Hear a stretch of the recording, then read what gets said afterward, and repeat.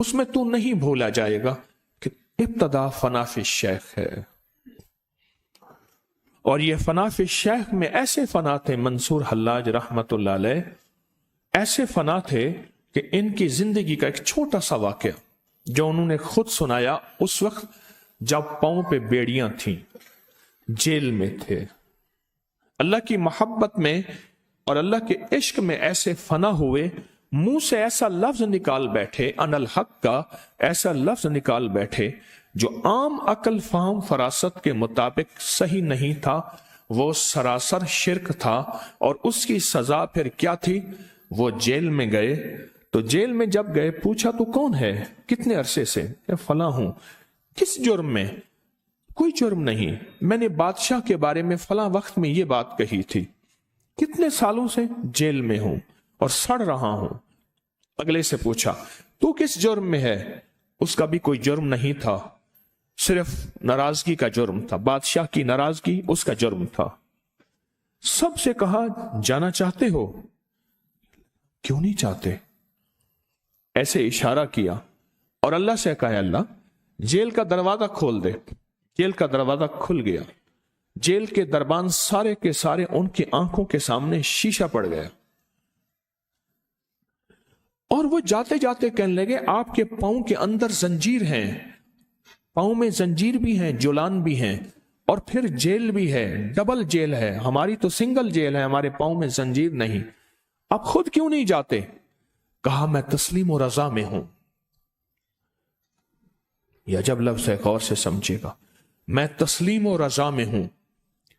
اس کی چاہت، اس کی منشا یہی ہے کہ تو نے ہمارے عشق میں منہ سے کوئی مول ہمارے راز کو افشاں کر بیٹھا ہے، روحانیت ساری رازوں میں ہے، ہمارے راز کو نکال بیٹھا ہے، اب اس کی سزا یہی ہے، یہ بول یا سزا سہ لے یا محبت سے ہم تجھے جدا کر دیتے ہیں، اپنے عشق سے جدا کر دیتے ہیں، اپنی دوستی سے جدا کر دیتے ہیں، اور جو ہر وقت ہمارا دیدار ہوتا ہے اس سے جدا کر دیتے ہیں۔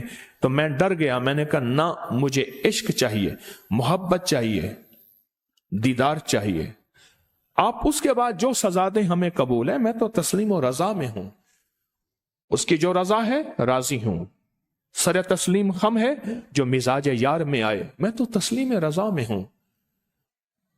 اور ایسے اشارہ کیا، سارے کے سارے زنجیر ٹوٹ گئے، وہ کہنے لگے آپ کے بھی ٹوٹے، آپ بھی نکلیں، کہا نہیں، وہ سارے نکل گئے، اور جیل پھر خالی، اور سلاخیں دروازے بند، اور ان کے زنجیر پھر زنجیر میں، یعنی پھر ویسے جیسے زنجیر تھے۔ اور جب پتہ چلا کہ جیل خالی ہو گئی ہے، وہ بیچارے حیران ہوئے، کیا ہوا؟ کہا میری وجہ سے یہ خطا ہوئی ہے، آپ ایسا کریں ان سب کے جرم، ان کی سب کی سزائیں میرے لیے مقرر کر دیں۔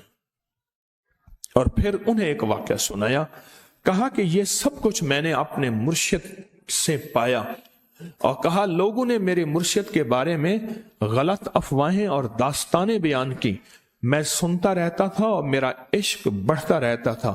ایک دفعہ میرے حضرت نے، میرے شیخ نے، مرشد نے مجھے بلایا، اور بلانے کے بعد فرمایا سر نیچے کر۔ سر نیچے کرنے کے بعد میری گردن کے نیچے جو بال تھے، جہاں وہ بال ختم ہو رہے تھے، ان باروں پہ ہاتھ پھیرا اور کہنے لگے کہ انشاءاللہ تعالی قیامت کے دن اللہ بھی تجھے ایسے تھپکی دے گا، اور دیکھ تیری نظر جہاں جائے گی پتھر پگھل جائیں گے، لوہے مٹی ہو جائیں گے۔ کیوں؟ اس لیے کہ تو نے زندگی میری عشق اور محبت میں گزاری ہے۔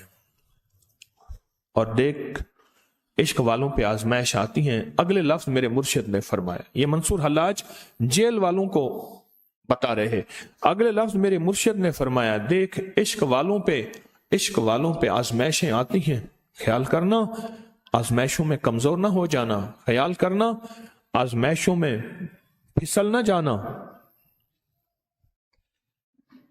اور پھر یہاں تک آزمائش نہیں آئی، پھر انہیں پھانسی دی گئی، پھانسی دینے کے بعد جلایا گیا، اور جلانے کے بعد راکھ کو ہواؤں میں اڑا دیا گیا۔